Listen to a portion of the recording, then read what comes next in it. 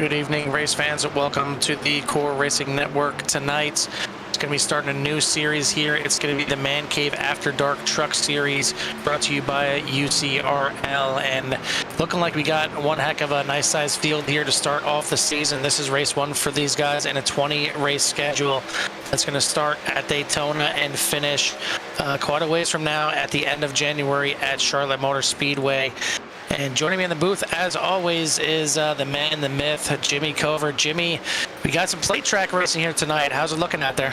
That plate track racing is always a good time here in CRN, and tonight with the guys over here at UCRL, they have about 20, we'll make that a big showing here. They got about 29 drivers lined up so far in order to take on the high banks of Daytona. So always a lot of good action here at this super speedway, and plate track or plate racing just makes it that much closer.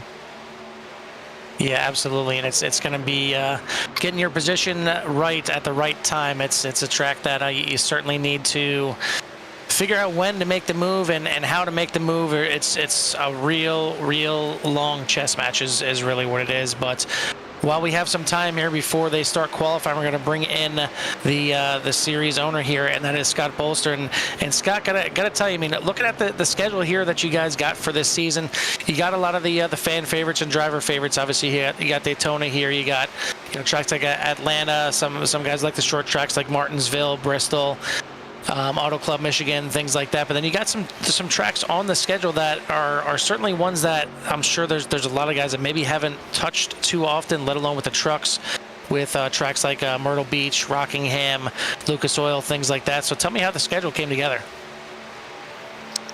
Okay, hey, how's it going? Thanks for having me. Well, whenever this league has always been classic racing centralized, like that's kind of been our motif, if you want to call it that. So like we started off with the classic IndyCar series with the IRO 5 a long time ago. That was our initial stuff, and then we've kind of gone from that into other classic stuff, and we kind of ended up here because I just love the trucks and I really couldn't find anything like this. So what we did was we decided we're going to kind of use the inaugural, like the 2000 Craftsman Truck Series schedule kind of as a guide, when they really had the trucks really these grassroots racetracks, and they really had a wonderful bridge between grassroots racing and the top three tiers of NASCAR. So that's kind of where that came about. Yeah, and like I said, it's certainly a good-looking schedule, a lot of mix of everything. So certainly going to get your fix of whatever you like, whether it's plate racing like tonight, short track racing. You got a little bit of road course action there. You got Watkins Glen on the schedule. Yeah, no dirt with it being going with the earlier schedule. So maybe a relief for some drivers, because you got very few that can handle the dirt. So maybe a good thing that dirt is off the schedule. But tell me what made you kind of go to the trucks after trying all the different things? Was it just something that you kind of got together with the other guys to decide on the trucks, or was it something that it's just something that you liked and you figured a lot of other guys would like?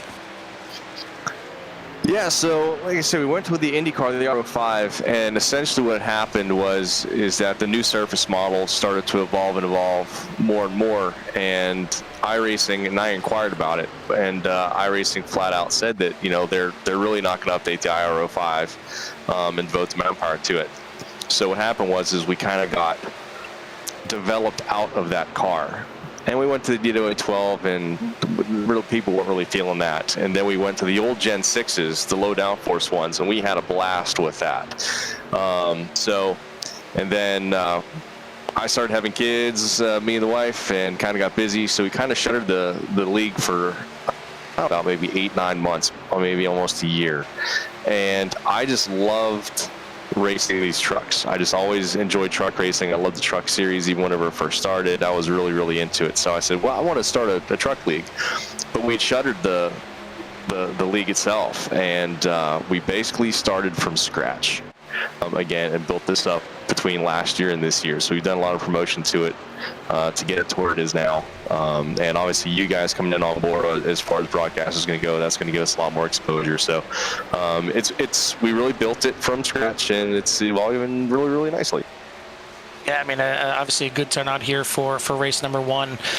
And usually the plate tracks like this will bring out a nice sized crowd. So hopefully we can keep this crowd going for the rest of the season as well. But did want to mention, it looks like this race is going to be sponsored by the Nancy K. Perry Children's Shelter. It's going to be the 175 here tonight. And just kind of mention to everybody out there watching that if you are looking to possibly broadcast, or not broadcast, but a sponsor broadcast out here for UCRL, just make sure you get in touch with myself, Jimmy, or even directly with Scott. Either way, we'll get you in touch with them, and we'll get you out there, whether it's a company or maybe you want to put out a good cause or something like that. Just make sure you get in contact with us. But no, you're looking to try and get as many of these races sponsored as possible. And like you said, it gets exposure for everybody all around. But when it comes to the racing here tonight, I mean, what do we have to expect? Is it pretty much your standard truck series races here, where it's going to be there's not going to be any kind of choose rules or anything like that? It's just going to be straight leader gets their lane choice and things like that. We don't really have anybody up in the booth, so it's very, very difficult to kind of do all the fancier stuff. So we're really pretty much vanilla, straightforward. So we go run straight iRacing rules and things like that. So the leaders on the inside, they really don't get to choose. We brought in a little bit of new school stuff. There's like the lucky dog and the wave arounds and stuff like that, and how we line up for starts and restarts for more modern ways of doing things. But just to give people the chance to stay on the lead lap and really have fun and just a more relaxed kind of league kind of thing. We want everybody to be able to for position and points and stuff like that. So. Well, it sounds like it's a blast, and obviously you get a basically a 30-car field out here tonight. It's something that is definitely working, and we like to have the old school kind of feel like that. It certainly makes it easier on us, and it makes it easier on the drivers too when they understand it. It's your basic rules, and especially when it's close to what the official series are when it comes to iRacing, it's just a little easier for everybody to kind of take everything in. So. Looks like we are getting ready for qualifying here, but I just want to give you a chance here to give any kind of shout outs or any thanks for everybody out there. Obviously, thanks to all the drivers out there. Thanks to everybody that's going to be watching, but any special thanks that you want to give before the season starts here? Really, you kind of mentioned it. All the drivers that really kind of hopped on board with the league and the series, and they really bought into the philosophy of what we do here and how we race and everything like that. I mean, even our 87 series, it was just supposed to be a fun, super fun, casual off-season connection between both last year's truck season and this season.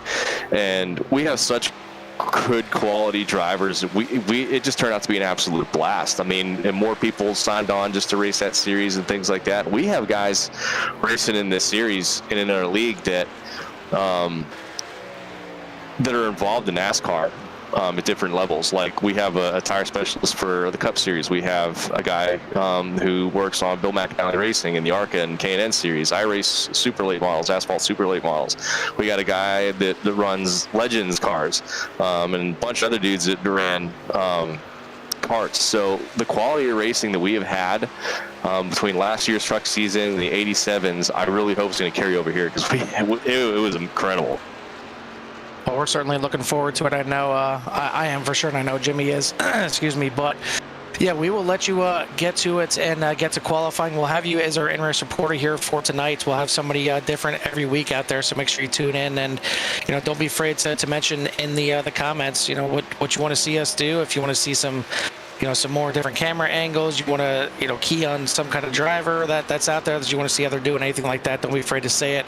And same thing when it comes to in-race reporter. If you want somebody special for the next week or anything like that, just mention it in the comments. But tonight it is going to be the series owner here, Scott Bolster. He's going to be the man that we will go to. If there's any kind of cautions and we get a chance, we'll just kind of pick your brain and see how the race is going so far.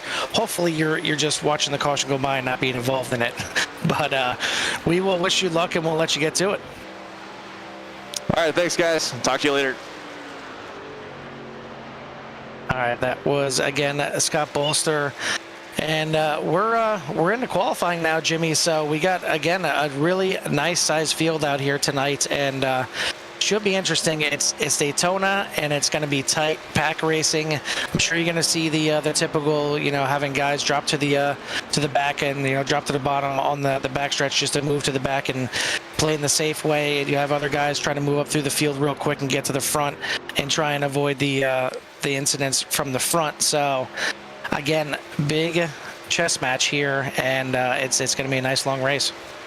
Yeah, we are going to be here for 70 laps after this qualification here is done, and it's a long race. 70 laps here at Daytona is a lot of laps and a lot of time to play this chess match and to sit in traffic and to be in close quarters with the whole field here. And with there being almost 30 drivers here tonight, Carl, 70 laps around Daytona can be, pretty stressful. So right now we're down to 1 minute, and we only have 8 drivers who have decided to put down a lap. So everything else is just going to be handed in fate when the list comes out here and how they line up. But only 8 drivers have currently sitting qualified. So Eric Jeffers sitting at the provisional pole right now. Yeah, and that really. Can't say I'm too shocked at that. It's going to be interesting when you're one of those guys where you're like, what, I'm not going to qualify because I want to start in the back, and then all of a sudden you're sitting P10, even though you didn't qualify. So it could be a situation where P10 is going to have to try and figure out a way to get to the back. But it sounds like a lot of these guys have raced together before, and that's really big. I mean, it's nice when you have big size fields, but when you have a lot of new guys that join up in a league, as well as I do, it can get a little hairy because you're not sure how the other guys drive around you. Obviously, here at a track like Daytona, it's going to be a situation where, you're trying to find a partner to work with. You're trying to find out how these guys are going to handle 2 or 3 wide racing. If you're going to have guys that are going to try to shoot the gap up through the middle, if you like guys that run the high line, things like that, you're just going to have to feel it out. But it sounds like a lot of these guys have been running together for a little bit, and usually that means some good racing. Yeah, I mean, it always would, the leagues that I've been in, and the longer you're there, the longer you're around people, you know how people drive. So you can tell when somebody's not comfortable with somebody driving on their outside or inside, or that somebody's a little more aggressive. But right now, these guys are getting ready to take the grid here, and I'm going to apologize to everybody out there right now, and please ask you to please subscribe and like, the series here so we can continue giving you these races. But I am going to, and probably will, take a week or 2 or more to get some of these names right, because everybody's new to me. So I like meeting new people, and hopefully I'll get to know everybody here and see how they race. But looks like Matt Foster will be on the pole with Eric Jeffers in 2nd, Ian Monroe in 3rd, Andrew Ratcliffe in 4th, John Williams in 5th, Jeremy Little in 6th, Travis Bennett in 7th, Christopher Bouchard in 8th, Scott Bolster in 9th, Anthony Japs in 10th, Grady Gherkin in 11th, Chris Stouffer in 12th, Justin Kirby in 13th, Brent Kirby in 14th, Kyle Bartles in 15th, Robert Colgan in 16th, Matthew Greathouse in 17th, Tim Glass in 18th. Let me not fast forward, but get the rest of this list here.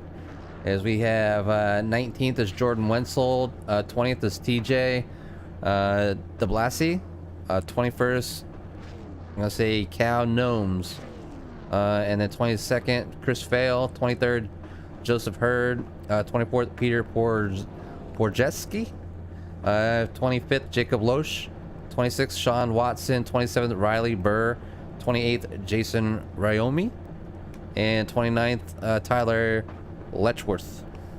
So hopefully I didn't butcher them too bad, and if so, please don't be shy. Send me a message in Discord, and I'll do my best to correct your name. And usually takes me a week or so, but you guys keep showing up, and and we're gonna go all over the field. We just don't focus on the leaders here. We try to focus in on all the action. But the guys are starting to roll out here on the track, and I'll let Carl take it on out from here. Yeah, and yeah, don't be shocked if Jimmy struggles throughout the whole season with some of these names, but it looks like everybody is for the That's all the most fun part, That's all pretty the fun good. part. I can take criticism real well. I did 24 years in the Navy. I got some thick skin, so bring it on. I'm here to support you guys. Here to bring on a good show. You know, just don't be afraid to give us that likes and thumbs up, and we'll continue to do this every single week. Yeah, and absolutely, and it doesn't cost you anything to hit that like and subscribe. It helps us out there, and it helps you guys too. I mean, the CRN here has a ton of broadcasts that we do throughout the week. We actually are, doing a little double duty right now as we're in the broadcast booth here for UCRL, and then we have our other broadcasters out there in the core ARCA series right now at the same time. So plenty of racing here. We'll get to explain that here in a bit. But yeah, at the top of the boards, Matt Foster, Eric Jeffers on the front row, and a big time difference in qualifying there between first and second, as it is .000. So can't get any closer than that, I don't think. I mean, I have been wrong before, but we're getting ready to go green here. I'm going to try and refresh on my side. It looks like it's really getting jumpy on my side, so I'm not sure if you can refresh on your side too, Jimmy. Looks like everything is good on the broadcasting side over on YouTube, so hope everybody is ready for some racing here. Again, we got 70 laps on tap here for the Man Cave After Dark Truck Series. This is the first race of the season, and we are green as the field starts to head out towards turn 1. Yeah, we're heading down into turn 1 right now, coming into the entry here. 2x2, like you would suggest.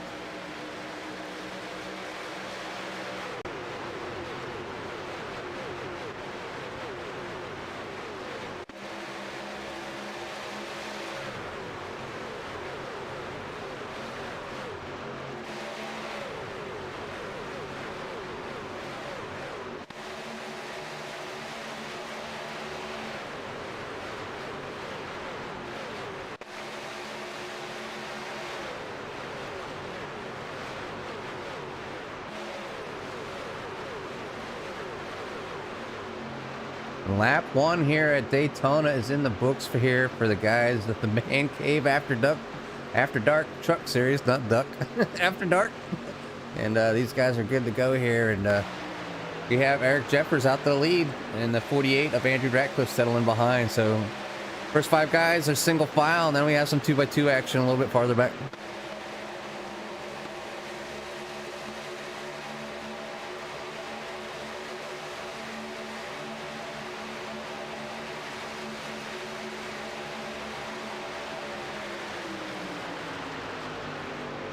You guys are doing a great job so far. I've seen that you got moved down there to the waiting booth. But a lot of good racing here so far, Carl. Looks like they're giving plenty of room. Mostly single file for the top 6, but from there back, a little bit of side-by-side action. Yeah, just some technical difficulties, and for some reason, being the slave to your broadcast is not working out for me. It's getting really glitchy, so not sure whose side that it's on. So I will just have to run this from my own side over here. But yeah, it looks like everybody's starting to get stretched out a little bit towards the front here. About a 5-car single file train on the inside before he gets back to double file. But up front, it is Eric Jeffers leading the way with Andrew Ratcliffe right behind him. Doesn't seem like anybody is trying to do anything too crazy right now. Just trying to settle in, trying to feel everything out. Obviously, we said 70 laps here on tap, so a nice long race here, and no reason to do anything too crazy right now. Of course, you'd like to maybe get up there and lead that lap, but other than that, you just want to kind of keep it smooth, keep the fenders on this truck, and start working your way from there. Yeah, we talked about it early in the race. It's 70 laps. They're only 4 laps in, so they have plenty more racing, and you're not separated by much. I mean, from the front to the back, there's only 3 seconds. So they got plenty of time to get to the front. They can work with each other at any time. The draft here at Daytona with these restrictor plates, whether it's in the car or the trucks, is very strong. So it doesn't take long. As if a few car or trucks get hooked up, they can get right up to the front with no problem.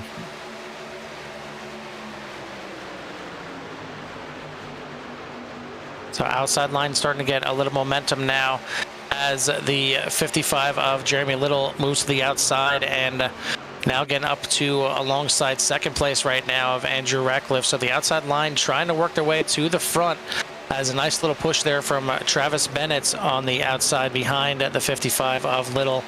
They're trying to work their way and make it 2x2x2 all the way at the front, and certainly getting close to it, as that outside line is getting about as long as the inside line. And again, just it's all about momentum here. It could be a situation where you could have a smaller group of trucks on one side or the other, but if you get a good enough pack together and you stay nice and tight together, you can get just a better run than anybody else. And you see right now that 55 has worked his way to alongside the 4, still hasn't gotten up there to actually get ahead just yet, but if they get a run off the corner, we can see that. But it looks like we have our first caution of the night here. We'll take a look there and see what happened.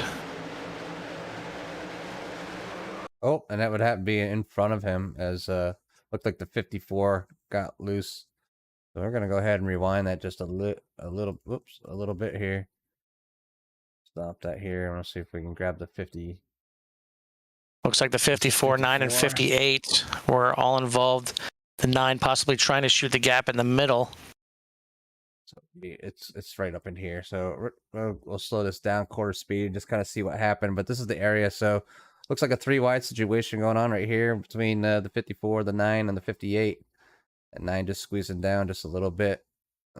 Maybe a little bit of net code right there, Carl. Maybe. Yeah, it looked like almost the 58. Looked like a 58 came down just a little bit from the top line, and the 9 kind of made a move down to the bottom, but it didn't look like it was a wanted move. It looked like it was maybe a little net code that shot him down there. And speaking of getting a shot, that 5 just gets shot up into outer space there for a little bit. So we may need a medic down in turn 1 for the 5 car, but. Yeah, it didn't look like that was, his intent to kind of turn down there. So it might have been a little net code.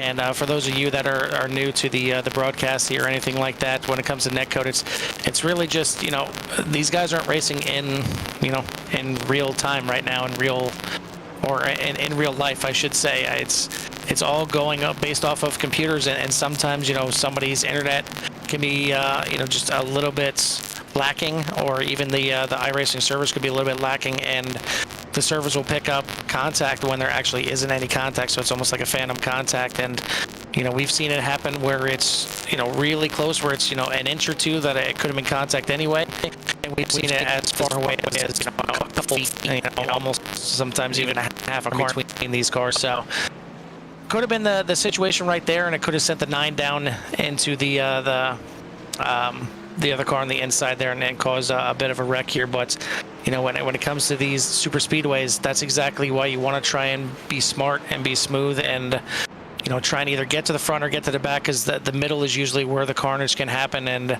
a bit of a big one right there, maybe not a crazy big one here for Daytona, but certainly not one you want to be involved in. Yeah, I mean, it's hard to be wrapped up into some of these incidents, a long race, we're 7 laps in, so, we're barely 1/10 of the way into this race so far. But right now, the 57 of John Williams looks like electing to stay out, and now is in the lead here. So I'm not quite sure if these guys get any special bonus points for, being on the, leading the race at all. But, if that's the case, he's out there up front. So right now we have John Williams, Grady Gherkin, and Eric Jeffers, and Andrew Ratcliffe for the top 4 there. Yeah, we'll certainly try and get up to speed on all the rules here for the series, so we can give you every kind of little detail that you may be questioning, as well as the ones that we may question. But yeah, I mean, so far so good. I mean, it's a shame whenever netcode gets involved. It was going to be a little hairy situation there, regardless, between the 9 and the 58, with the 9 looking to go to the inside, and he did have just got position, and maybe the 58 didn't realize that he was there and got position. So it was going to be close one way or another, but either way, that will bring out our first caution of the night. We are complete with 7 laps on lap 8 right now, and again, it is Williams, Gherkin, Jeffers, Ratcliffe, and Bennett making up your top 5, as Bennett and Stouffer keep going back and forth on me there. But then it'll be Stouffer, Japs, Foster, Bouchard, and Monroe making up your top 10.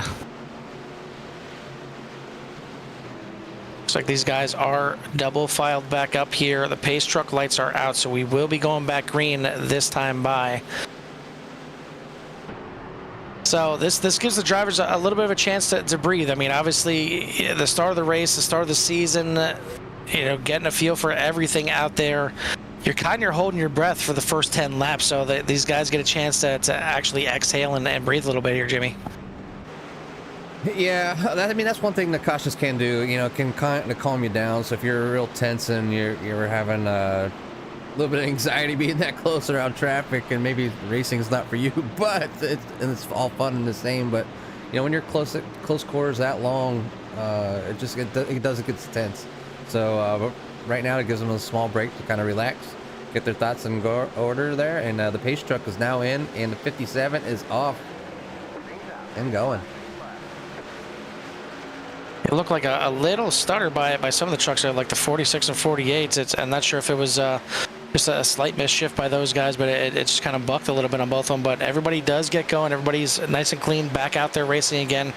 The 57 of Williams does show the way right now with the 4 of Jeffers behind him, but the 46 of Gherkin trying to fight back basically by himself on the outside, but the 57 goes up to block it, and that's going to allow the 4 of Jeffers to move up into the inside. And now we've got a 3-wide battle for the lead. Only 8 laps complete. They're on lap 9, but they're already ready to go racing. Woo! And it's getting a little racy for sure up front, as the 57 is getting shuffled back. Yeah, when you bring that 3 wide in, you know, some people are not comfortable running 3 wide here, and it is possible you can run all the way around this track 3 wide. It just takes a lot of patience and knowing the drivers around you in order to keep it safe. But the 57 did a good job keeping it off the wall and keeping it off the other drivers, and was able to just fall back in line and keep his truck going. So I guess we can say they've settled down now, as they're only 2 wide as they come off onto the backstretch. And it's Daytona, and you want to be smart, you want to be safe, but it's the race car driver in you doesn't know what lap it is, and we are going to end up having our second caution here, as once again, you know, 3 wide racing, that's exactly what can happen. And it didn't take too long to get another incident here, as we'll take a look back and see what caused that one. Yeah, and I believe that was with everything. There's so much action that happens there on these wrecks at these speeds. Oh, that was definitely in front of that. It was a 43. Okay. It was a 43 and the 57 and 25, I believe, were the 3 that started that thing, with the 43 trying to go through the middle. 25 is here. Yeah, so we can fast forward it from there. As right here, the 43 sees the opening, and actually, I mean, he had the opening right there. It was the 57 that was coming back on the outside, and I don't think the 43 realized he had somebody on the outside, just came up a little bit, and it doesn't take much. I mean, it's bad enough when you have a little bump or a little bobble when you're 2 wide, but when you're 3 wide, there's pretty much nowhere to go. And that is going to bring out our second caution here. And we are on lap 11. So just to get back to what we were talking about before, when it comes to the bonus points here for the Man Cave After Dark Truck Series, it is 5 laps, or 5 points for lap led, and 5 points for the most laps led. So these drivers certainly want to try and get up there and just grab that extra 5 bonus points. You know, of course, you'd love to be up there to lead the most laps, but at least to grab it, you know, one time and then maybe fall to the back if you're more comfortable back there is something you may see these guys do. And just to give you guys also an idea, these drivers do have only 1 fast repair. You see the 57 using his fast repair right there. And on a plate track like this at Daytona, at Talladega, you need every little bit of speed, you need every little bit of aerodynamics, and you hate to use a fast repair already on lap 12, or, you know, completion of lap 11, but you know, you don't want to be the one that falls way behind, because if you lose that draft, it's just going to be a long race for you. Yeah, I mean, yeah, and you kind of got to do a self-assessment too. You know, you have that fast repair in your back pocket, and you know it'll basically essentially because you're, a brand new truck, minus the tires, and you have to get, and you just get those changed. But you're only 12 laps in. Is another wreck gonna happen?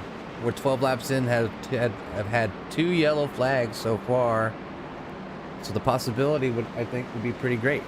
So it just kind of sucks when you have to use it early. You just really got to be that much careful towards for the rest of the race.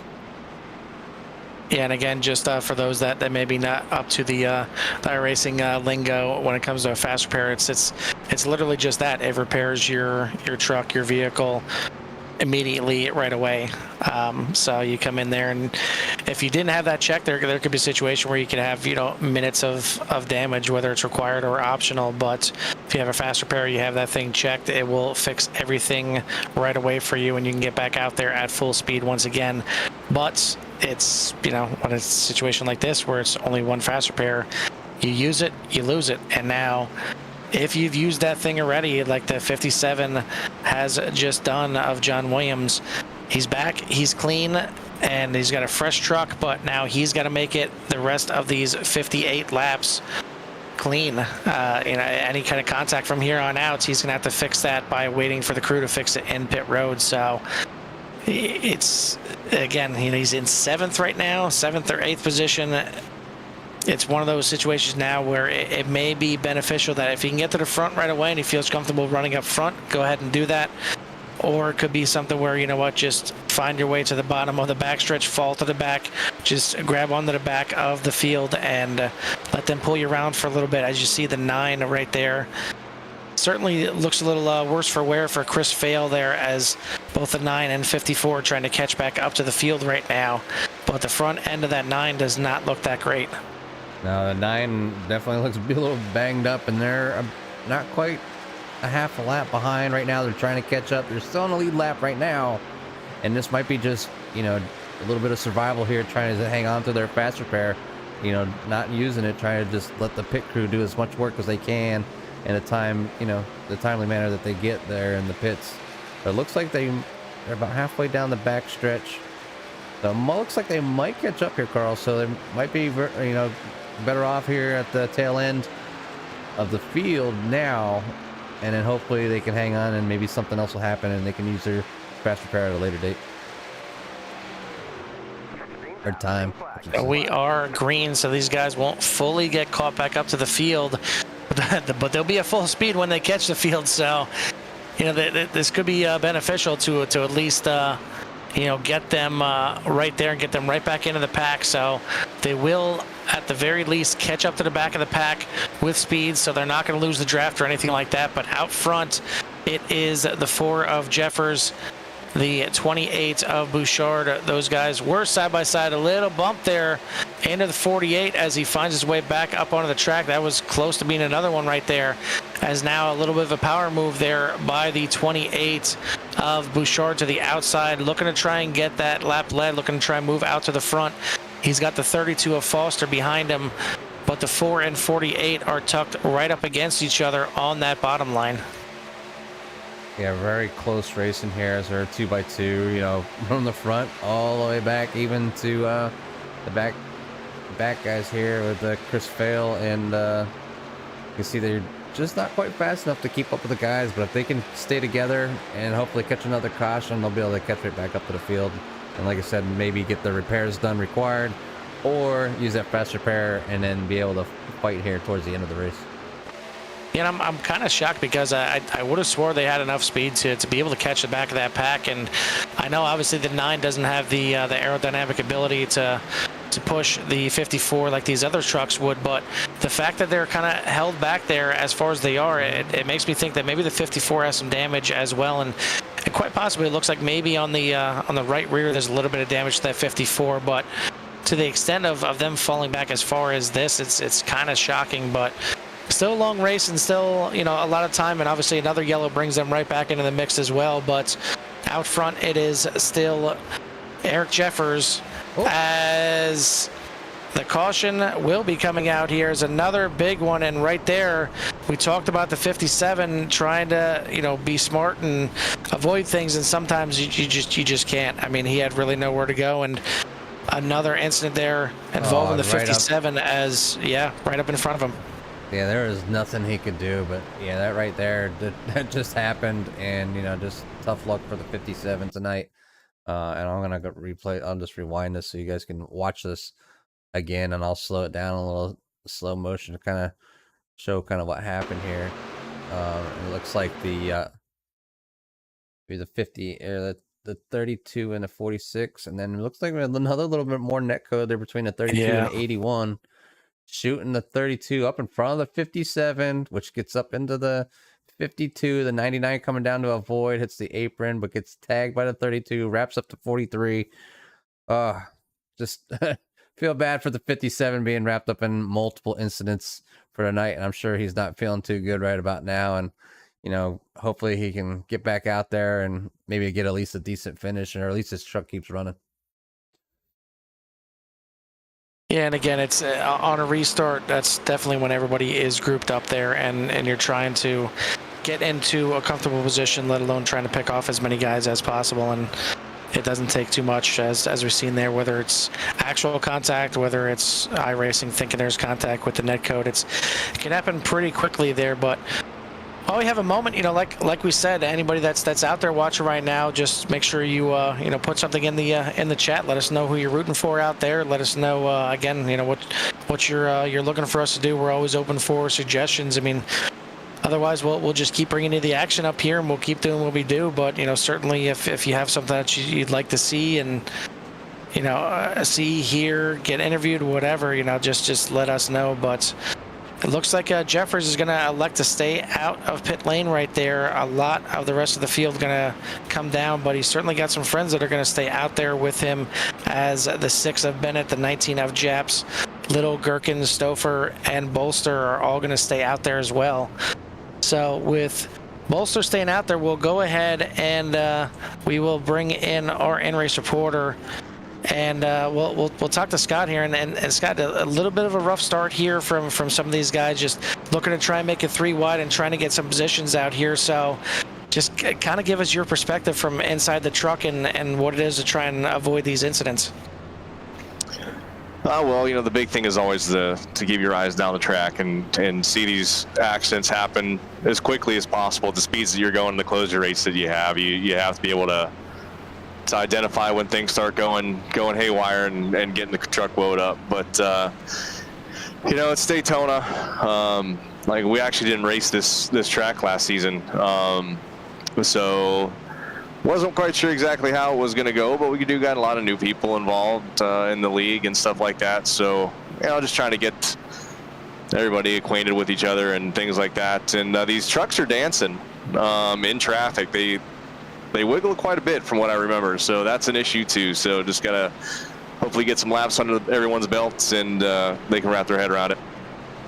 Yeah, absolutely. It definitely looks like netcode is coming into play a little bit too. So you hate to see that as well, but yeah, just it's certainly a little sketchy out there when you're running 2 wide, let alone 3 wide, and hopefully these guys get a little sorted out here, and we get some good racing out here. But it's been fun once it's going green. It's just like you said, trying to kind of predict where everything is going to happen, because it happens so quick that you have very little time to predict it. So we'll let you get back to it out there, and hopefully we get some good runs here, and maybe we'll talk to you at the end of the race. All right, appreciate it, guys. Talk to you later. All right, again, that is our in-race reporter and league owner, the 45 of Scott Bolster, sitting in 7th place right now. So he is up up 2 positions from his start, as he started in 9th place. Biggest mover at this point is Tyler Letchworth, up 20 positions as he started shotgun on the field, and he is up to 9th place right now. And not a shocker there. I mean, it doesn't matter if you have qualifying speed or not. You can draft your way to the front. You can fall your way to the back just as easily.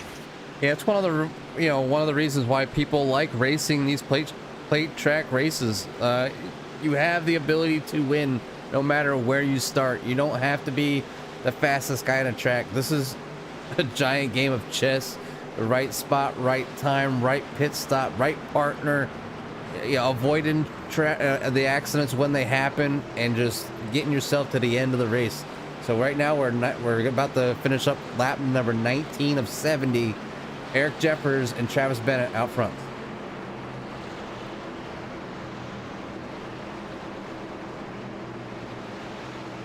So pace truck lights are out. We're going to be going back green here. And it is going to be the 4 and the 6 leading the way this time. And the 4 is on the loud pedal. We're back racing here at Daytona. And the 6 wasting no time, dropping in behind the 4, getting that draft. And thought for a second there he was going to shoot right back out and try and get the run on the outside. But looks like the inside line forming up pretty nicely right now.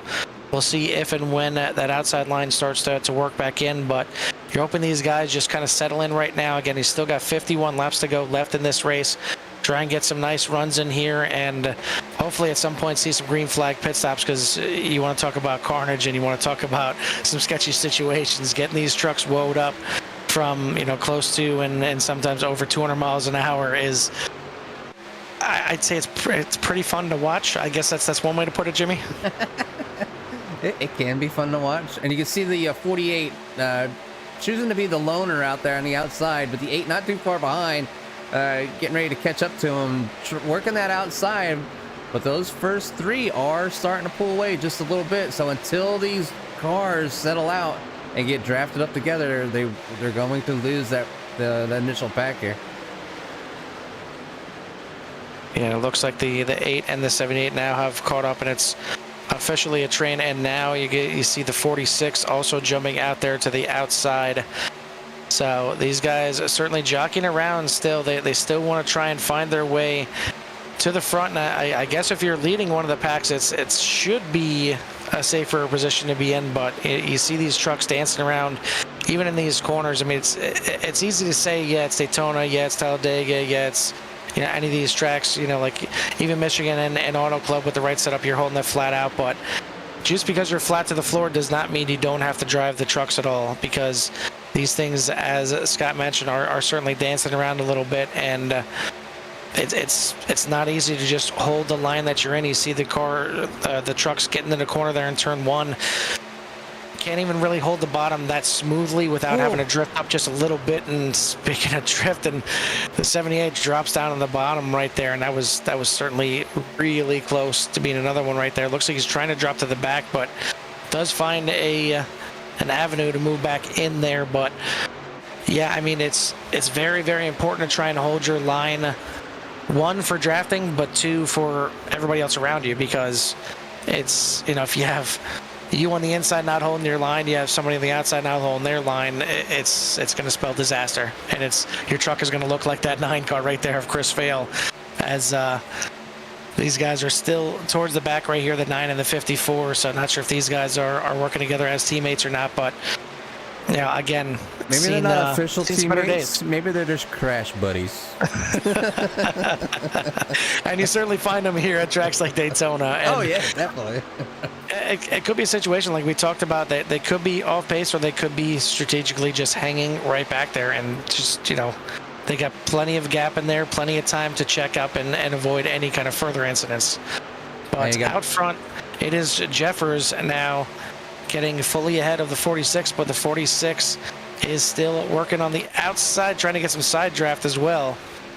And just as I was looking over at Big Jim giving a shout out to number 57 of John Williams. He is currently in the pits right now. Looks like he's trying to find his pit stall to get some repairs or new tires on that truck. Yeah, certainly a rough one here for the 57, as we've talked about him one too many times for the wrong reasons, just getting involved in some incidents really not of his doing, just kind of wrong place at the wrong time, and it's really easy to happen here. But it's first race of the season, plenty of time to go left in the season, let alone in this race. I mean, it's really great to see these guys sticking in there. You have some guys that are a few laps down. We got Monroe back there. He is 5 laps down. Williams is 1 lap down, and Greathouse 1 lap down, but still in the field right now. Have not logged out of the session or anything like that.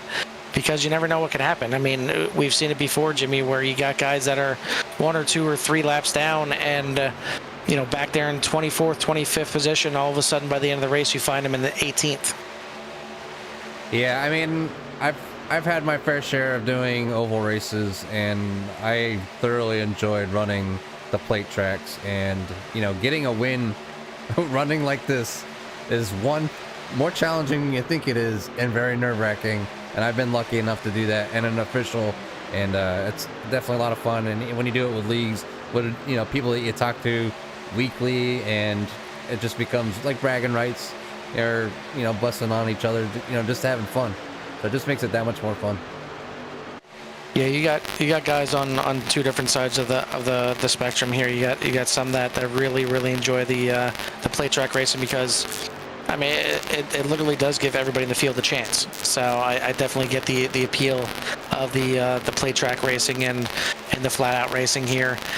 And then you got others that just absolutely hate it. I know we talked about it. I think it was last week, I believe, when the Core Vintage Cup Series was at Talladega, and you heard how much disdain the championship leader there, Chris Hamilton, has for super speedway racing. And it can be. I mean, you could be an absolute great driver, like Chris is. Chris is a great driver, but you get on a plate track and a place where anybody can win. Everybody's got their elbows out. Everybody feels that adrenaline, and they feel that chance that they have, and they're going to push that little bit extra. And it doesn't matter how much skill you have or how much skill you don't have, you can put yourself in the right position or the wrong position, and you have to make that decision in a split second. Yeah, you want to make it in that split second. Looks like who was that? The 54 was coming out of the pits and not able to quite catch on to the tail end of that draft. So hopefully that tail guy there, he's able just to catch just enough to catch on the tail end of the lead lap. And that's the 54, Matthew Greathouse, which is now currently 2 laps down. In front of him would be Chris Fail with 1 lap down. So 23 cars on a lead lap. Grady Gherkin currently up front with Eric Jeffers in second. Yeah, Gherkin just making the pass on the 4 of Jeffers. The other thing we haven't talked about, because we haven't had that long of a run yet until this one, this being our longest run of the race so far, but, drafting and pushing and bump drafting is all well and fun, but these trucks need to breathe. And every once in a while, you'll see these guys just, kind of dip their front end out. It may not be them trying to look for the pass. It may just try and be, you see the 4 right there, getting out of line just to get a little bit of air to that truck, because they can certainly overheat pretty quickly. And I think it might have been just to let the 46 know that, hey, we got to go to the middle line at least here. The 57 just coming out of the pits and holding together, 19 in the grass. Very good job, buddy. Woo!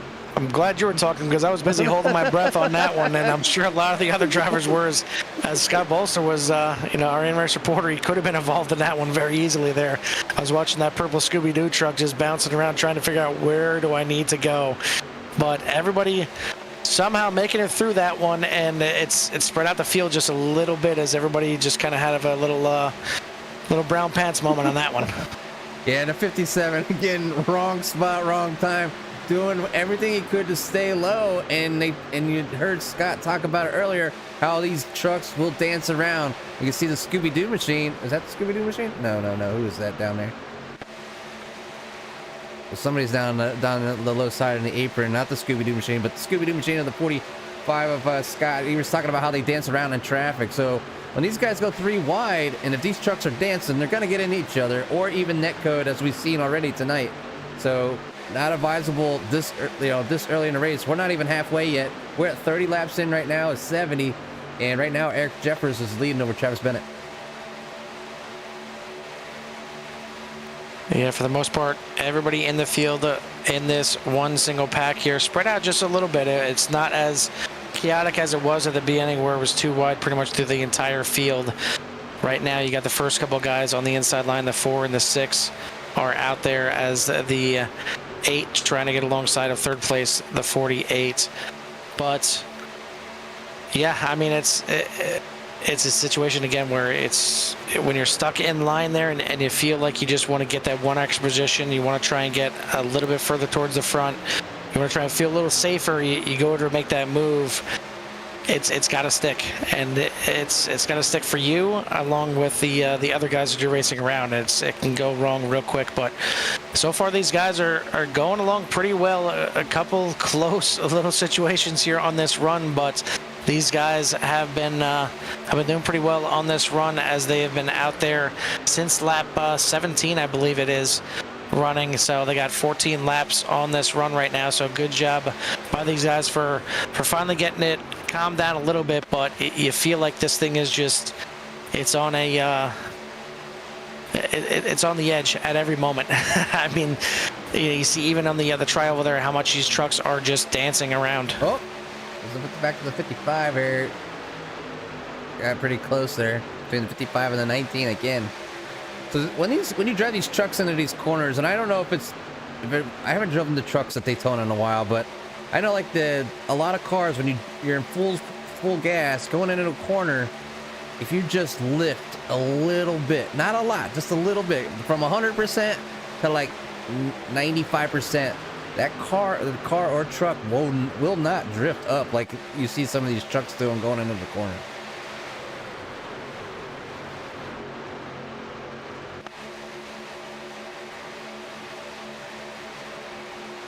Back here, right behind Scott Bolster, number 32 UPS truck. But I don't know if I've ever seen a UPS truck go that fast, Carl. Well, I think back in the day when Dale Jarrett was still running the UPS car for NASCAR, I think there was a couple times where there were some commercials where he took the UPS truck on the actual track. I have to dig back in the archives for that one. So quite possibly, but certainly. Certainly a little better looking right now is that 32 truck of Matt Foster as we've seen him involved in the earlier incident there, but used that fast spare, got that thing cleaned up and back out there running pretty smoothly right now in 13th as he was your pole sitter out there tonight. So good to see that he's back in the field and clean and just chugging away here as we get close to the halfway. And for those of you guys that are new to the CRN broadcast, right about the halfway point of the race, we let you guys just hear the sights and sounds of these trucks here or any cars that we are covering at that point. We shut the mics down, we crank it up for you, and give you a little love to hear it. We'll definitely go ahead and get that in the works here. Now we'll get that out.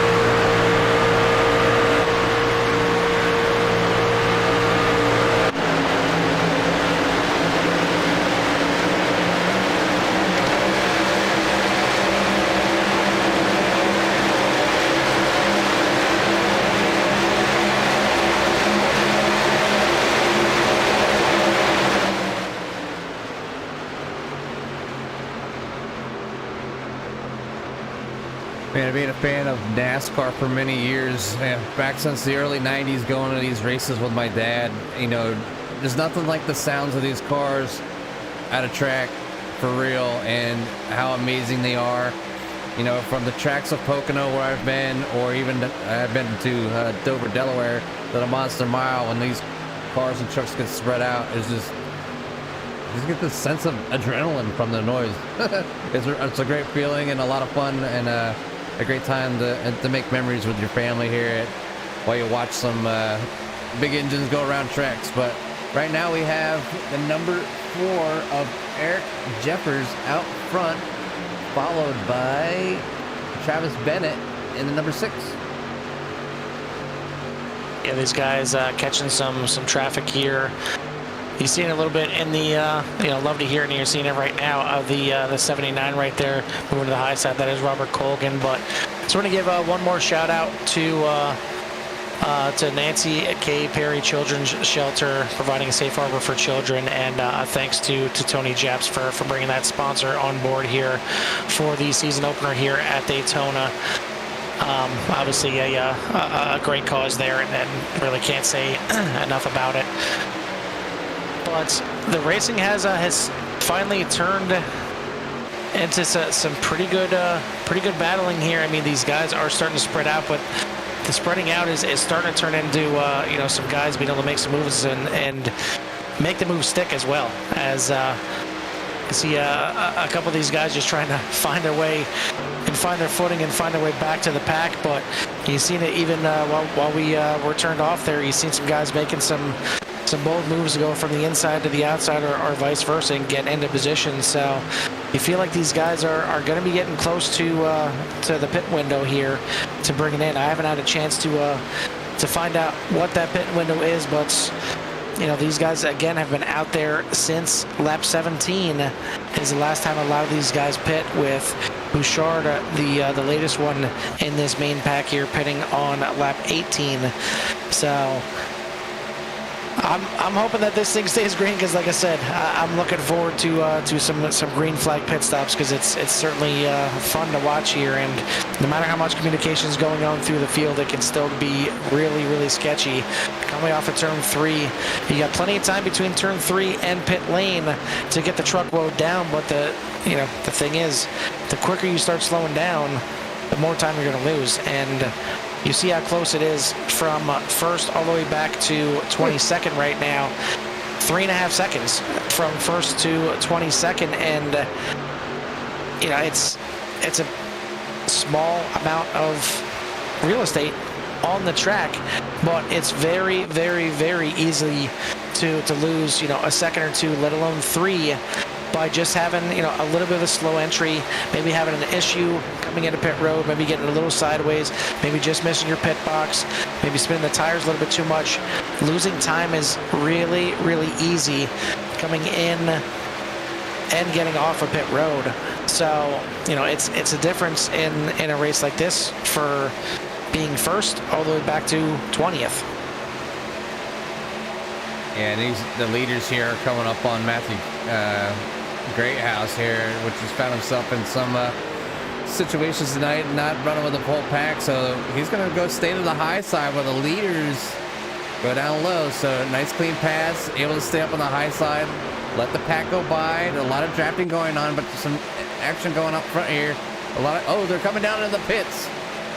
So you got Jeffers, Ratcliffe, Bennett, Stouffer, Japs, Wetzel, and Fail is still in the pits getting some stuff done. But first group of cars going down in, I knew Jeffers was getting low.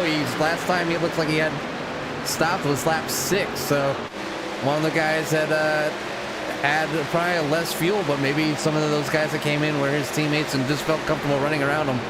But right now is Jeremy Little out front in the number 55.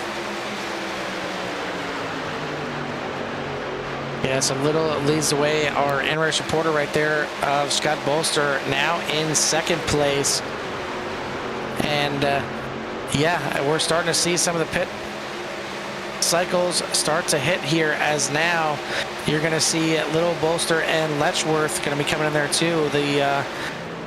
The 29 is right there in as well. As actually the 29 is Letchworth, showing up as 30 on your tower here. So we will see where everything shakes out, because this is where it gets interesting. Again, you want to get in there and get out as quick as possible. You want to go in there with teammates because you want to have that draft when you come out. But you don't want to be that guy that, you know, for lack of a better word, screws over your drafting partners. Because if you come in with 2 or 3 guys and you're the slowest one out of there, and, you know, they got to wait for you a little bit, or maybe just flat out they don't wait for you. You know, you can't lose your drafting partners. And you see these cars coming in groups. And Wow. yeah, the biggest thing, and there's definitely a wreck coming into the pits right there, but it is in pit lane, so no caution will come out for that. And that is exactly what can happen. And I don't want to say ruin your race, because there's still a lot of time left, and another caution brings them right back up, but that is certainly going to put a lot of these guys behind the 8 ball. Yeah, it's gonna hurt. You know, that third group that just came in is definitely gonna hurt. But it looks like right now we have Jacob Loesch out front in the number 7, followed by the number 5 of Qual Gomes. Yeah, and 3 like I said, wide battling as the 57 again, just in a position that he doesn't want to be in. You can see trying to do everything he can, but it looks like some more guys heading into pit road as Porjacek and Gomes are now in pit lane. And that's going to leave the top 3, which is Loesch, Gherkin, and Glass, the only ones yet to hit pit lane for this little cycle. Colgan back there in 21st has yet to pit as well, as he is 1 lap down, and would love, you know, a situation like that pit road little calamity coming in there to happen on the track and get him that lucky dog before he goes into the pits. But you see right there on the screen, the 7, the 46, and the white one there is the 18. Those 3 have yet to come into the pits. So we'll see when they hit their cycle, but it's, you know, right now is how the field spreads out. You know, depending on how quick your entire group gets in and gets out, that's going to determine where you're going to fall out into the pit cycle here. You can come out, you know, with a huge lead, as you see a lot of different times on your tower there from when these groups came in together. Yeah, this group of 3 right now, Jacob, Grady, and Tim, you know, they have a 33-second gap over the second group behind them now. The second group's a little larger, Carl. They are catching them, you know, ever so slightly. But how long are these guys going to stay out there and take advantage of, you know, the small lead that they have? Well, I mean, if you're looking at it again, these guys pit on lap 17, and actually Gherkin, the 46, hasn't pit since lap 11. So these guys are getting, you know, at the very least 37, 38 laps on a tank. So this is quite possibly the last pit stop for these guys. And, you know, if you're these leaders right now, they'll be able to come in and take a shorter pit stop because they'll need less fuel to make it to the end. But as you said, you know, everybody else has already come into the pits, and they are in a big group, and big groups can draft a lot better than these small little groups. So where are they going to file out? We're about to find out pretty soon, because they've got to be coming in these next couple laps. But you see no battling right now from these groups that already pit. They know what needs to be done right now, and that is single file draft and go as fast as you can. Yeah, these guys are tucked in. There's no time to fight for position. They are too far behind, as Jacob, Grady, and Tim are all now in pit lane. So Chris Stouffer will be the leader of this pack. Now, will this pack continue to stay single file, as the next pack back is about 3.5 seconds back to Brent Kirby? Well, and I think the bigger question is, when do Gherkin, Glass, and Loesch come out of the pits? Will they still be the lead pack, or will it be Stouffer? So we keep an eye on the track map right now, and we take a look at when these guys are coming out. They're starting to pull out right now, but they will not be in the lead pack. Now, the question is, can they join the next pack? Looks like they will lose that pack as well. So They were able to take slower or quicker pit stops by coming in there as late as they did, but they're going to lose the first group. They're going to lose the second group. They're going to be in a group by themselves right now, back in 15th, 16th, and 17th. I mean, it's not a bad position, and they're not by themselves, so it is possible to possibly, gain those positions back. Just take your time. Don't battle. Just whoever's the fastest, whoever could push the best, get yourself in order and go, go, go. Let's catch up to the next pack, and let's hope that they can catch up to the first pack, or they'll start battling. Those groups in front of them will start battling, and they'll get a chance to get up there. Right now, we're on lap 50. Chris Stouffer in the lead, Eric Jefferson second, Travis Bennett in third, Andrew Ratcliffe in fourth, Christopher Bouchard in fifth, Jeremy Little in sixth, Kyle Bartles in seventh, Peter Borzynski? He's got to butcher his name. I'm sorry, Peter. I'm just going to call you Peter. Peter Parker? I don't know. Batman, Spider-Man. Okay, Scott Bolster in ninth, Hugh Gnomes in 10th. So those guys, that's the field so far right now, the top 10. And then back in 11th was Justin Kirby, Joseph Hurd in 12th, Brent Kirby in 13th, Tyler Letchworth in 14th, Tim Glass in 15th, Grady Gherkin in 16th, Jacob Loesch in 17th, Jordan Wenzel in 18th, Robert Colgan in 19th, Anthony Japs in 20th, TJ DeBlasi in 21st, Matt Foster in 22nd, Riley Burr in 23rd, Matthew Greathouse in 24th, John Williams in 25th, Ian Monroe in 26th, and looks like Chris Vale is in the pits in 27th, and Sean Watson and Jason Rami is in 29th, and those guys are out. I mean, you guys came here for the great racing on the track, and these guys are providing that free of charge. You came here and didn't realize that there was a comedy show as well, as Jimmy will give you all the laughter you want free of charge as well. Just sit back and listen to the pronunciation. It's a good time, and these guys are certainly probably having a better time now, as not only do they see nobody in front of them for a position, but they got a nice little pack here. Again, they got a nice little lead over the rest of the pack, which is about 3.5 seconds back from 8th to 9th place, as Bolster leads that second pack. But leading this first pack is Eric Jeffers, and right now, if these guys are smart at all, they will stay exactly how they are right now. Stay completely single file, do not battle at all, run this thing out with a draft until maybe 5 laps to go, maybe even later than that, and then start the battle, because then it can just make it a 9-truck race for the win. If they start battling now, they're going to bring these guys right back into the mix, and it'll go from 9 to 14 quite quickly.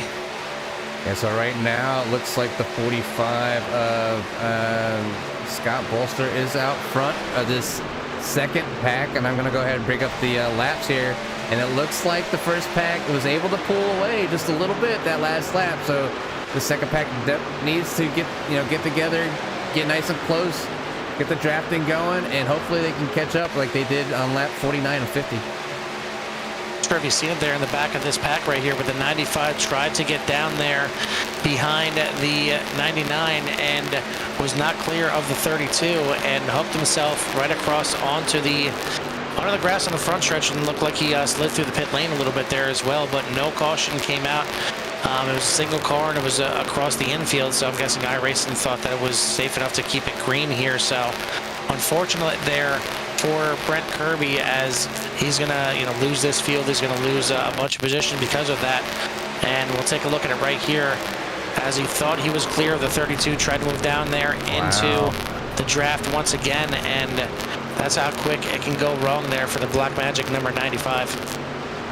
Yeah, and you think, coming across that grass, so iRacing would have thrown a caution, but they did not. These guys continue to go green, and, tough luck on that truck right there for that incident like that to happen. It would have been paid great dividends on the whole field, as everybody would have been able to make sure they had enough fuel, possibly get new tires, come back out here for a 14 or 15 lap shootout. But right now we're at lap 54, and Eric Jeffers out front, and Travis Bennett in second. Yeah, just starting lap 55, so 16 more laps to go. These guys got on this nice little green flag run, and it has shortened this race considerably. And I mean, Jimmy, I got to ask you, really, no matter where you're at in the pack, other than the leader, I guess, when do you decide to go here? When is... I guess I can't really ask the question is when is the right time to go, because it's probably differing, depending on what situation you're in. Like these guys back here, with Scott leading here, the second pack, their go time is now. They need to catch the pack in front of them. They need to get by them. So they're going to need every lap they can to make up this, looks like 1.2 seconds. So once they make up this 1.2 seconds, and you can see they made up a whole second in that last lap. So either that front field slowing down, or their draft isn't as tight as this first lap. So this second pack is on the move, gonna catch this first pack, as the first pack looks like they're going underneath a lap car up to the, that's on the high side. You can see there in the frame there as Scott is making up ground, the 5 doing a great job pushing, and the 58 continuing to make that draft work. Yeah, there is no longer a gap in between these guys. You see everything is in the orange, and again, for those that are new to the broadcasting here and to the overlays for SDK, the orange means there's basically an immediate battle. There are trucks or vehicles that are extremely close together, and a pass is very imminent. When the timing shows there in yellow, it means that they're somewhat close. When it's in the white, there's a pretty decent sized gap. So you see everybody in the orange, they're tightly packed together. And then you got a big gap in between 13th and 14th back to Tim Glass, as Glassgherkin and Loesch still trying to find a way to get back in the mix of this thing. But the top 13 are all back into one pack once again. They got a few lap cars mixed in there too, and you hate to see that when it comes to the racing, because it just takes one little mistake, and there's usually a reason why those cars are lapped down, and you see right there, that's how quickly you can go. But these guys doing a good job so far, dodging around right now, and starting to get a little racy here. 13 laps to go, and for me now, if I'm one of these 13 guys right now, I am still 100% in chill mode. And it is not go time quite yet, and really, unless you're in the top 5, you're waiting. I'm getting pretty lukewarm at this point.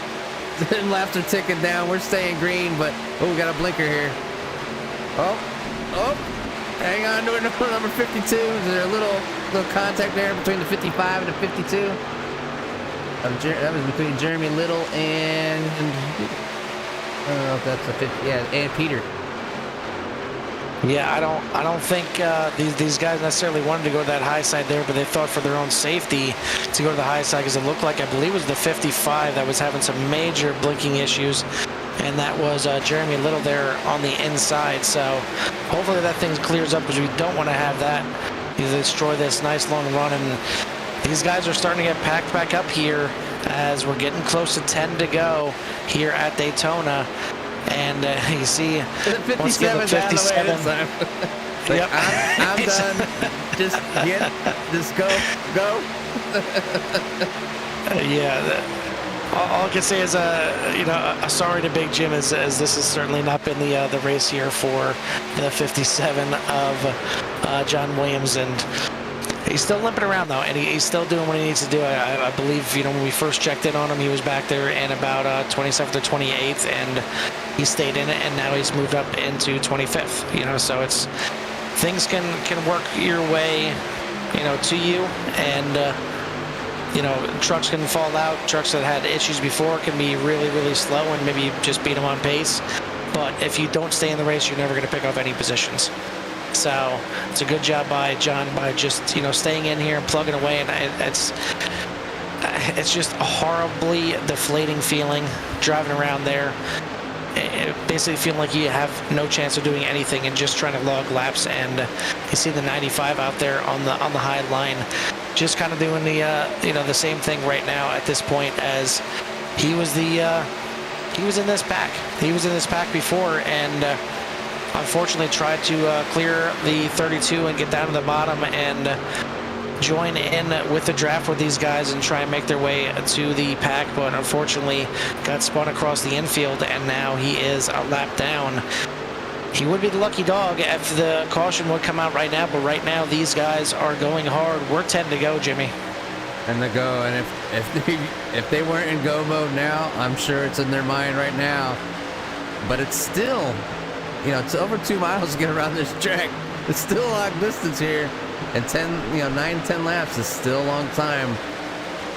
Being on point there, the number 48 of Andrew Ratcliffe is sometimes not the place to be. It's very hard to defend a pack of lack of, I guess, words, animals out there wanting to take it away from you. So we'll see if Andrew has what it takes to stay out front for the rest of the race. But Andrew Ratcliffe out front, Eric Jeffers in second, Christopher Burchard in third, Travis Bennett in fourth, Kyle Bartles in fifth, Christopher in sixth, Justin Kirby in seventh, and Jeremy Little in eighth, Scott Bolster in ninth, and Joseph Hurd in 10th. Yeah, I mean, when you just take a look at on face value, you think 9 laps to go. Okay, it's, you only got 9 laps to do something, but that's 22 and a half miles. I mean, right? It's a long, long way, and no matter how fast these guys are going, it's still a long time for you to make the moves that you need to make. And another lap car. This is exactly where you don't want to be at this time, is trying to make your passes with a lap car getting involved right there. But good job by the 32 staying up high and avoiding any kind of issues with the lead pack. But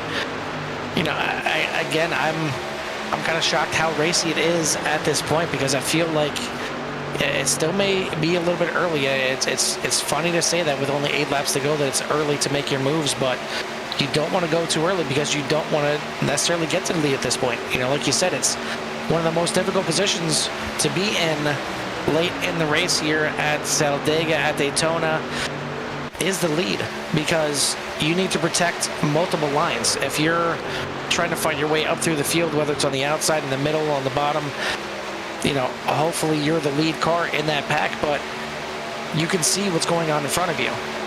And, when you're the leader, you want to focus on what's going on in front of you, because you want to focus on where you need to hit your marks, but you're constantly driving in the mirror because you need to put the blocks on. You need to figure out which lane is moving faster.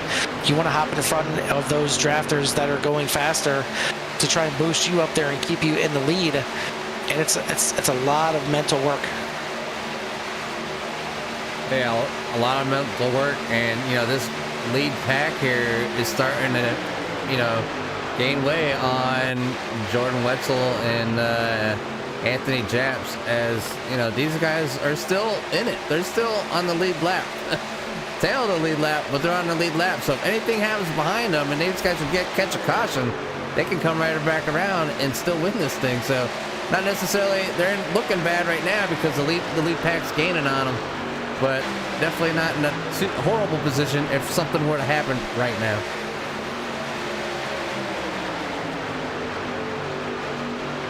But 58, a little squirrely on that outside there, but you can see in the full picture here, them closing in on those lap cars. The 19's like, let me get by you, 81.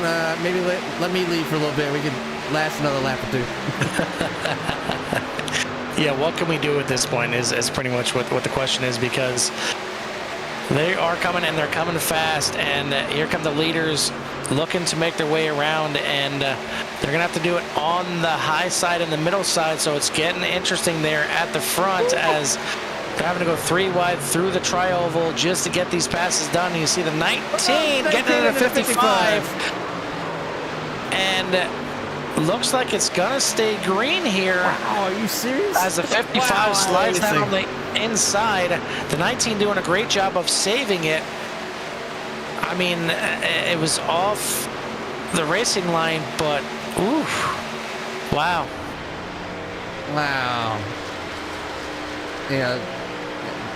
This bad luck for Jeremy Little, and that's one of those cases. iRacing normally throws a flag for like everything, so I'm really surprised they didn't get a yellow for that incident there. But Jeremy Little got it going again right now, and Gonna try to catch back up, get back up to speed here, and see how he can finish the rest of the night off. But right now, Eric with lap 67, Eric Jeffers is back out front. So 4 laps to go. Andrew Ratcliffe is now chasing him down with the number 28 on the outside of Christopher Richard. Yeah, your outside pole sitter started second place, still out front right now, or should I say back to the front, is that 4. But the 28 Bouchard started in 8th place, and he is on the outside trying to get up there to the front. But these guys are coming around turns 3 and 4 right now, and it is going to be 3 to go at the line. The 76 now of Bartels looking to the inside and forcing the 28 to the outside. He's going to get shuffled back unless he finds any kind of help. 28. He gets helped into the wall, is the only help that he gets, unfortunately. And I would probably also say, unfortunately, he keeps it straight. No caution once again. So these guys racing clearly as hard as they've been all race, doing a great job making these saves. But you see everybody trying to get a little bit closer, a little bit more side drafting right now. And that can cause incidents real quick. As you see the 76 getting right up alongside the 6, getting right up alongside the 48, trying to pull them back. But the 4, 48, and 6 are pulling away on the inside. Got some more lap traffic coming up here as the 6 is gonna jump to the outside. That is Bennett now trying to get that Scott's machine up to the front. 2 to go at Daytona. It's getting close, real racy. 6 is alongside of the 4, so he can no longer come up and block that. The 76 is right on that back bumper of the 6, trying to push him to the front. And that is absolutely what he did, as that outside line is the line to be in right now. The 676 certainly working together nicely, but now the 76 says, all right, I got you to the front, my turn. Jumps to the bottom, leaves the 6 hanging, as that outside line going to fall back a little bit. The 76 of Bartels to the lead here, and he is going to be the one to see the white flag if we can get it before the yellow comes out. White flag in the air, and it's Bartels and Bennett side by side at the front, but everybody else side by side right behind them, as this thing is an 11-car battle for the win. Somebody just went around in the back there. That was Tyler Letchworth. And we'll go review that after we watch these next few laps here, see if everybody can kind of keep it together.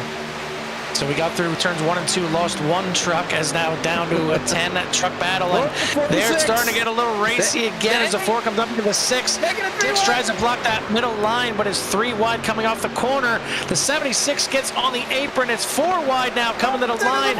Everybody reckon who's going to make it to the line. It's going to be Jeffers. Oh my goodness. And our in-race reporter, Scott Bolster, finishing second. What a finish. I don't know who finished that line going straight. Doesn't matter how you do it, though. Chalk it up to Eric Jeffers for the win. Scott Bolster for second. Chris Stouffer bringing home third. Yeah, Scott was a little ways back there, so I'm going to go ahead and I think we need to take a look from his driver's view and see this thing, how this ended on the last lap. We'll go here. We'll hop in the cockpit with our in-race reporter, as we'll get to talk to him soon. But we're going to go ahead and play this full speed here and just see the mess that happens while these drivers are racing down here. 76 sideways, 48 up in the air, going through the grass. Let the 6 spin, cross over the start-finish line for a second-place finish. That's a ride, Carl. That's a ride right there. I mean, it's that simple. If you want a second place at Daytona, make sure you come off the corner in turn 3 and 4 in 10th. You know, it's really that simple. What a finish here, and I guess you got to say they capped off a long green flag run there with some fireworks. But it is that 4 monster truck right there of Eric Jeffers getting to do the celebrating on the infield and going sideways on purpose on the infield here, as I think it was the only one that maybe didn't get touched through that whole incident there. That 4 truck is still pretty clean out there. Oh, he was We'll touched. talk to these guys in a second. I'll just go ahead and rewind that and just show you that he didn't get through that thing clean either, as that ending was just just one of those races, Carl. I mean, these guys, I mean, those last few laps, green flag pit stops, the tight racing. I mean, here's the mess. I'm going to go ahead and hop in I'm going to just follow him with a chase camera, just basically so we can see what's going on here from behind the four. So he got the initial, this little slap there, little bump on the back end. He too caught the grass. Just very close. Very, very close. As he was able to finish up tonight there. Eric Jeffers in first, Scott Bolster in second, Justin Kirby third, Chris Stolford, Travis Bennett, Count Gnomes, Andrew Ratcliffe, Joseph Hurd, Peter Porzeski, Peter Parker, man, sorry. Kyle Bartles, Christopher Burchard, Tyler Letchworth, Tim Glass, Grady Gurkin, Jacob Loth, Jeremy Little, Brent Kirby, Jordan Wenzel, Anthony Japs, Riley Burr, Robert Colgan, TJ, Matt Foster, Matthew Greathouse, John Williams, Ian Monroe, Chris Fail, Sean Watson, and Jason Rami. So great job, guys. I mean, plate track racing is not always easy, and you guys stuck it out. You know, whether you were a couple laps down, a lot of laps down, just a great show overall. I mean, I've seen a lot of good sportsmanship, people moving out of the way for the leaders. It was just a great show to watch.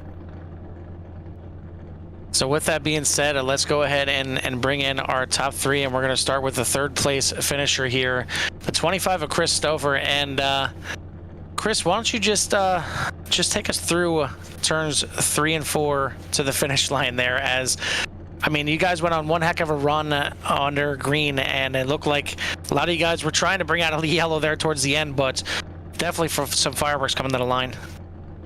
Yeah, you know, I was just watching. I was a spectator at that point. I didn't put enough fuel in on the pit stop before because my fuel calculator, and I was back in traffic, and I didn't account for that, put extra fuel in. So I had, you know, at that point, I'm just trying to make it to the end, and you know, I see cars moving all over. I'm ready to dodge. You know, go to inside, go wherever.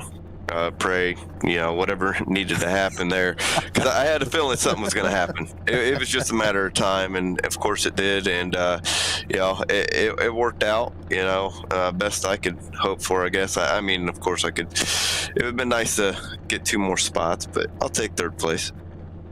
Yeah, absolutely.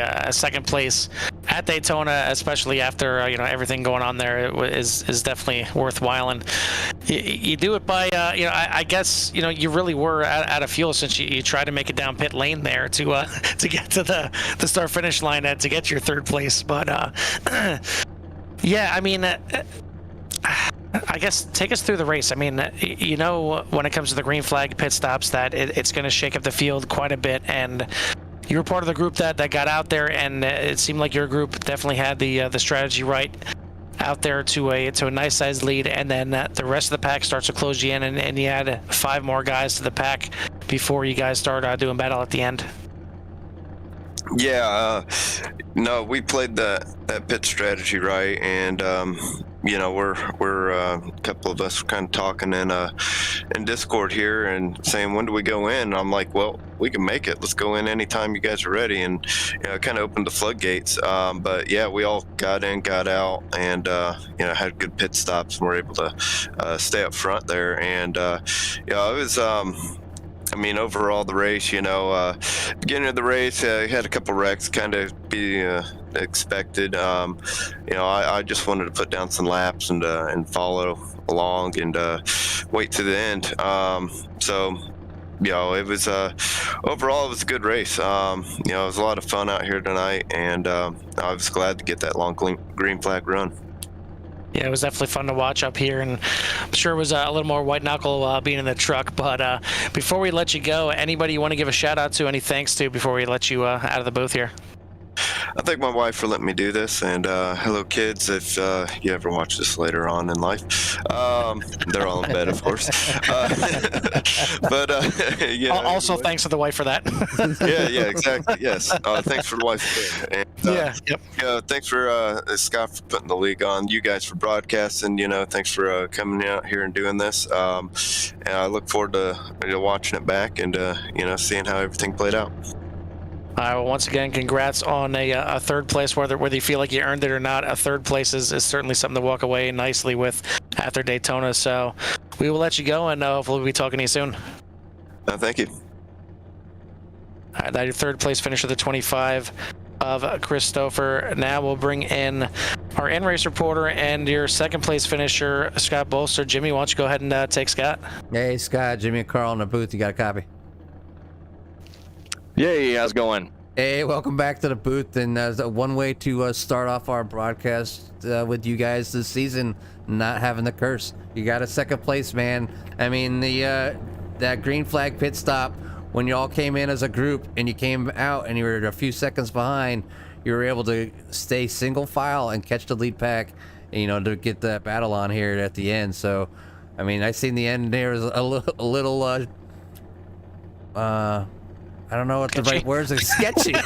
Yeah, as everybody was kind of all over the place, but you walked away with a second place finish, and I think that's a good way to start your season. So if you got anything to add, and maybe some of your perspective on how the race went tonight, you go ahead and please add.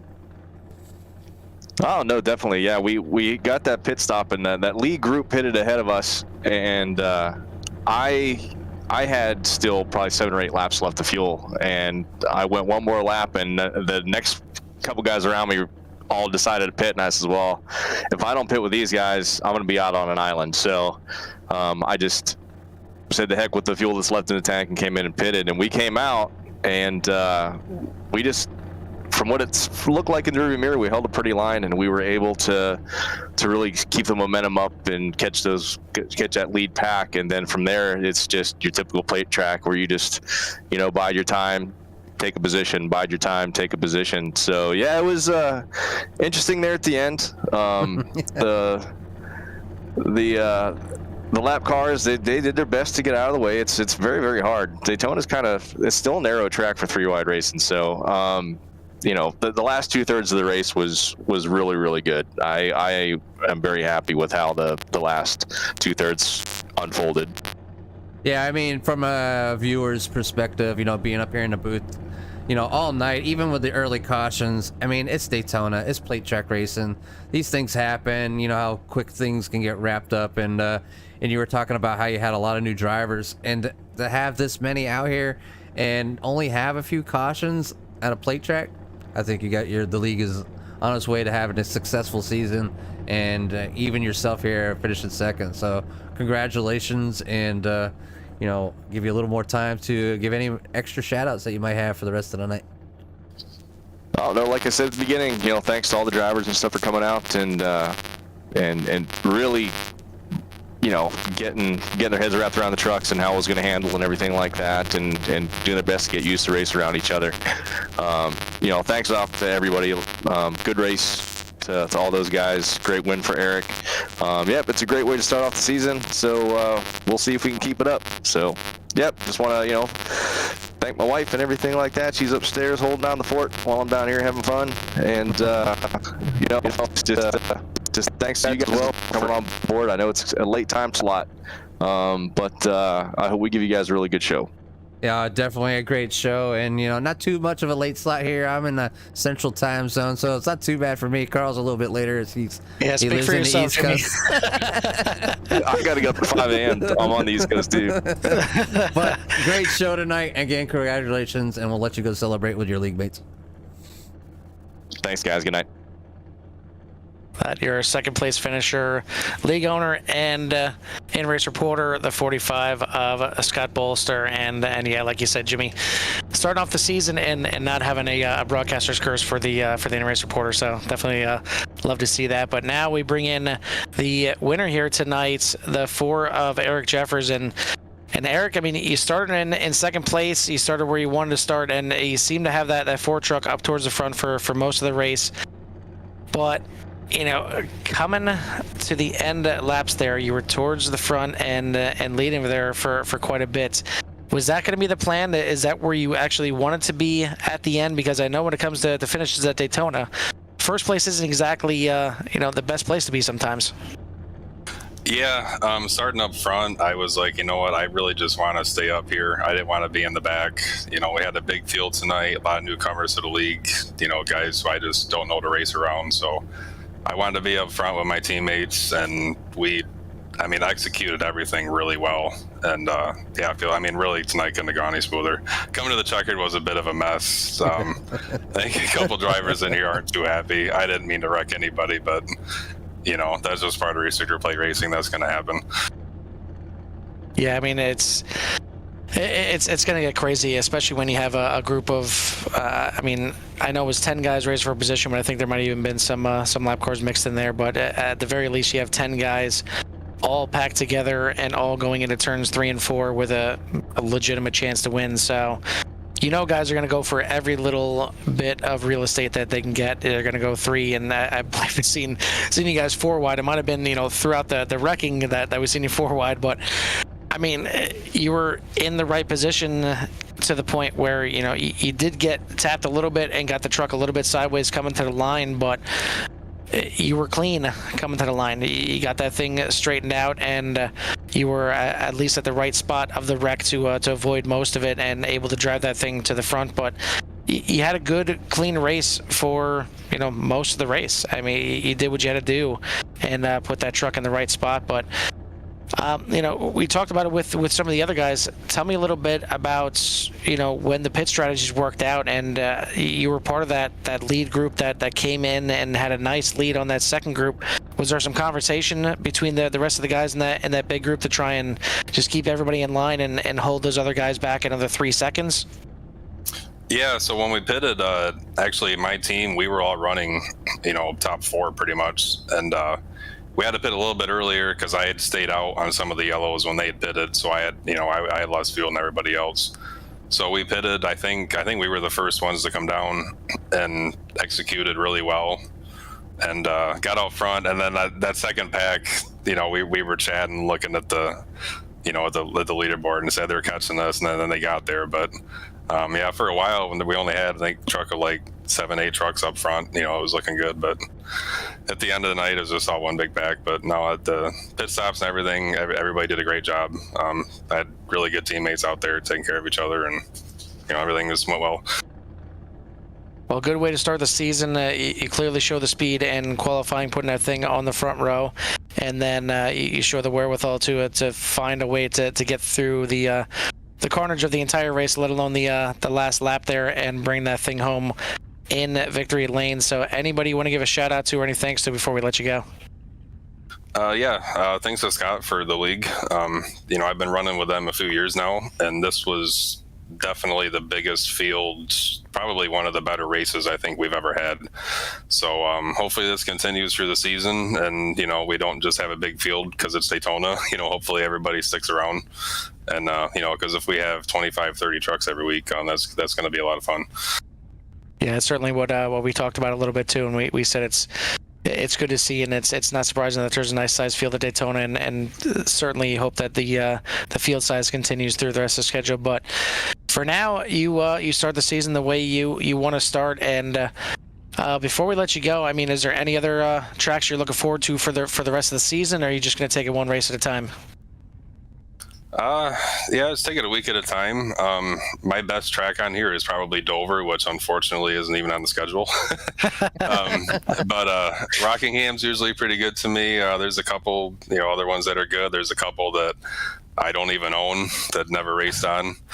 So we'll see, but it's a good mix of tracks, and looking forward to it. All right, well, once again, congrats on the season opening win here. And with the speed that you showed tonight, I'm sure we'll be talking to you soon.